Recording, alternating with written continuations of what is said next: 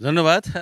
আসলেই বগুড়া যে মাদকের একটা সাম্রাজ্য, এটা আপনারা গোটা শহর না ঘুরলে বুঝতে পারবেন না। আমি ঠিক যেখানে দাঁড়িয়ে আছি সেটা হলো এই পার্ক। এই পার্কের ভেতরে ওই পাশে, দেওয়ালের ওই পাশে আপনার সুইপার কলোনি। সুইপার কলোনিতে আপনার এমন কোনো মাদক নেই যে মাদকগুলো আপনার হলো এখানে গোটা বগুড়া শহরে তারা সাপ্লাই করে না। আর এইখানে আমি একটা জিনিস আপনাকে দেখাতে চাচ্ছিলাম যে কয়েকদিন আগেই কিন্তু এরা এই প্রাচীরটাকে ভেঙে সেখান দিয়ে আপনার হলো পার্কের ভিতরে মাদক সরবরাহ করত এবং সে মাদকগুলো ছিল ইয়াবা, ফেনসিডিল।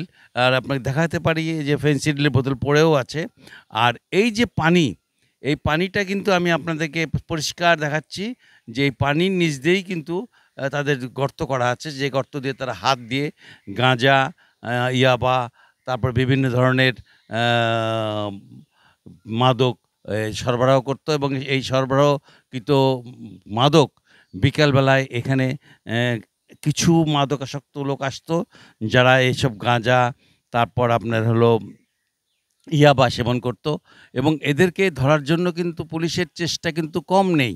আপনি বগুড়া শহরের সবচাইতে নিরাপদ জায়গা মাদক সেবনের জন্য এটা কিন্তু আপনার হলো এই পৌর পার্ক। এই পৌর পার্কে আমরা দেখি যে অ্যা ঠিক এই দুপুরের পর থেকে কিন্তু আস্তে, আস্তে আপনার মাদকসেবীরা আসে এবং প্রাচীর টপকিয়ে তারা আপনার হলো বিভিন্ন ধরনের মাদক দেয়। আর যেহেতু পানি হয়েছে তারা এছাড়া কোনো বুদ্ধিও নেই। আর এইখানে এই যে এলাকাটা দেখতে পাচ্ছেন, এই এলাকাগুলো আপনার একটু নির্জন, একটু পিছনের দিকে। এই পিছনের দিকে বলে আপনার হলো এখানে লোকের সমাগম কম থাকে। ফলে এখানে সহজেই মাদক গ্রহণ করতে পারে এই দুপুরের পর থেকে ঠিক বিকেল পর্যন্ত। বিকেলের পরে বন্ধ হয়ে যায়। আবার সন্ধ্যার পরে কিন্তু মাদক সেবন চলে।